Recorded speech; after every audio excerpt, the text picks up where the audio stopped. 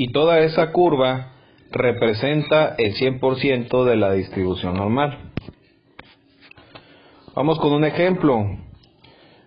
Dice, la American Management Association desea información acerca del registro, más bien del ingreso medio de los gerentes de la industria del menudeo.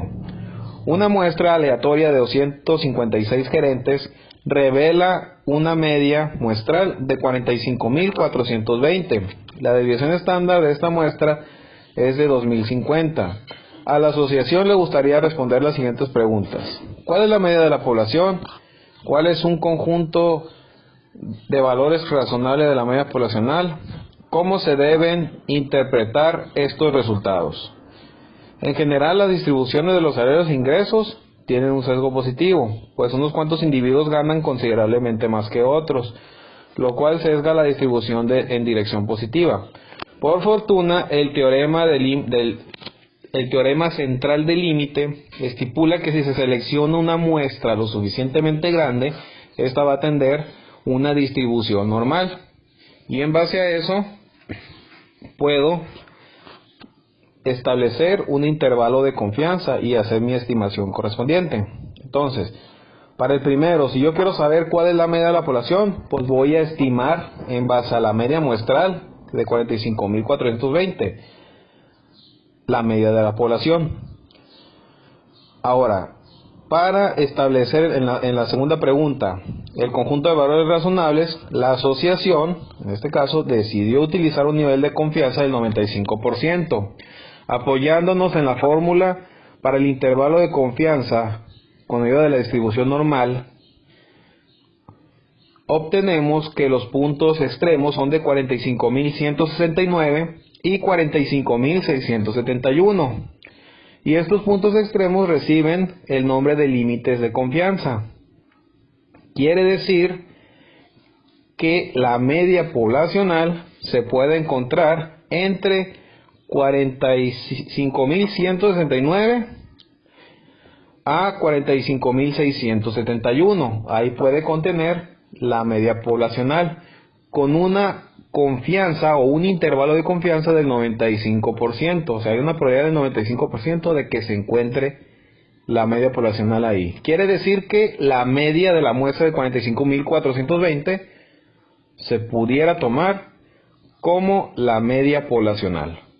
¿Con qué intervalo de confianza? Con el 95%.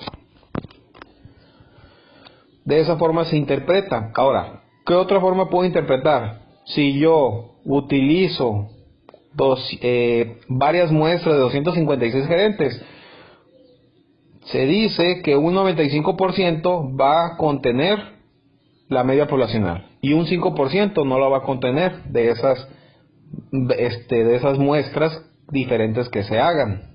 ¿Sí? Entonces, ahí radica la importancia del intervalo de confianza. En esta gráfica vemos 6 muestras de 256 gerentes, en los cuales una sola, que es la muestra 5, no contiene la media de la población. Esto es debido a que cayó en el restante 5% de que no contenga la media poblacional, mientras que las otras 5 sí cayeron en el 95% de que contenga la media poblacional. Entonces, así se interpreta un resultado de este intervalo de confianza del 95%. En el otro caso es cuando no conocemos la desviación estándar poblacional, y ahí necesitamos entrar a otro tipo de distribución, esta distribución denominada T de Student. La distribución T de Student, como vemos en esta fórmula y su gráfica correspondiente, al compararla con la distribución Z, vemos que la distribución T de Student es un poco más aplanada que la distribución Z.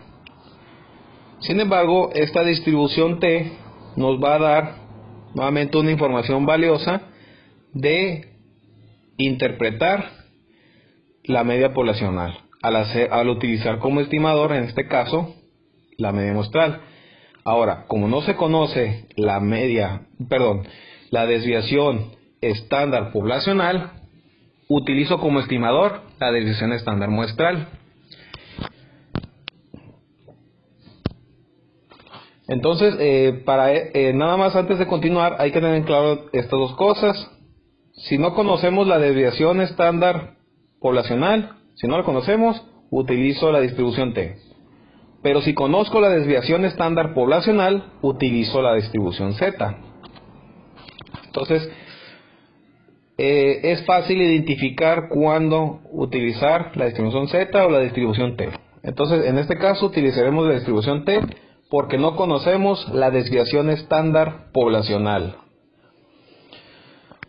Entonces, para crear el intervalo de confianza, ¿sí?, tenemos una fórmula similar a la que se utilizó con la distribución Z, con la diferencia de que ahora utilizamos como estimador a la distribución estándar muestral S y la distribución T.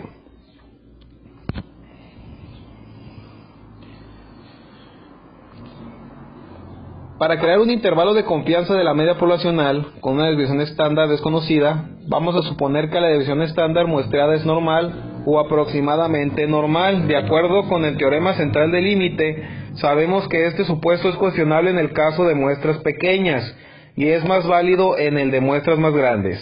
Estime la desviación estándar de la población con la desviación estándar de la muestra. Utilice distribución T en lugar de la distribución Z.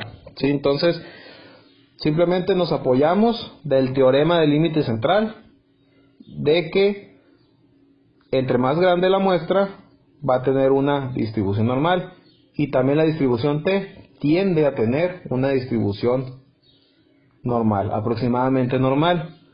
Entonces nada más es utilizar la T en lugar de la distribución Z. Para explicar mejor estos conceptos vamos a darlos con un ejemplo.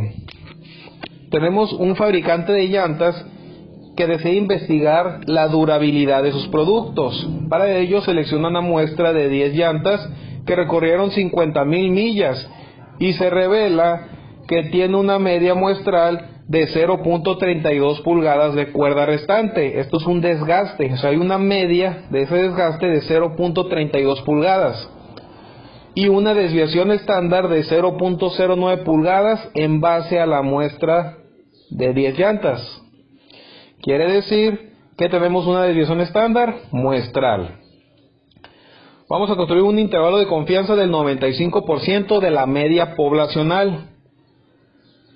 Y la pregunta a contestar es, ¿sería razonable que el fabricante concluyera que después de 50,000 millas la cantidad media poblacional de cuerda restante es de 0.30 pulgadas? Vamos a identificar esto checando cómo están los intervalos del 95%. Entonces, para empezar, utilizamos la fórmula del intervalo, ¿sí? X barra más menos T multiplicado por S sobre raíz de N, donde X barra es media muestral, T distribución T, S desviación estándar muestral y N es el tamaño de la muestra.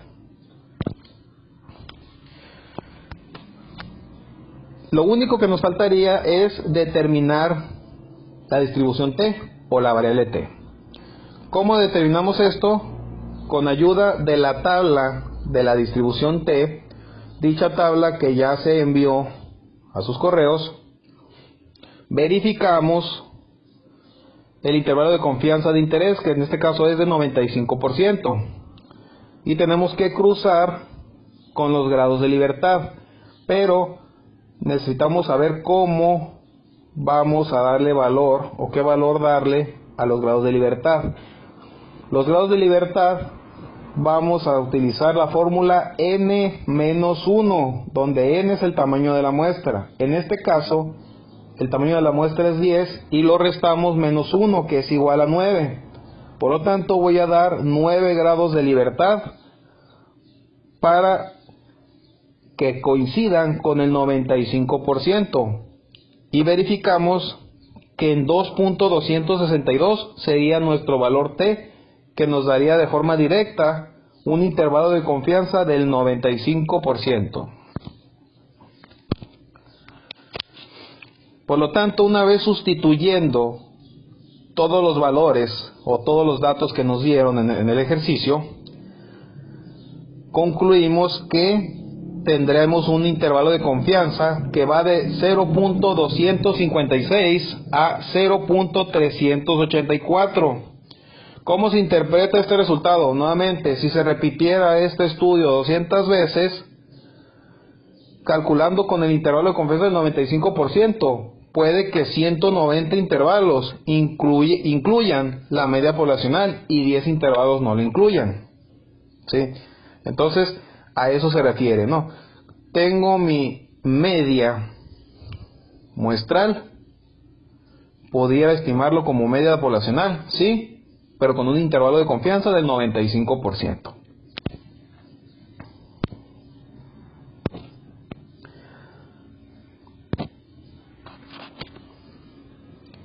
Hasta aquí llegamos al final de la presentación.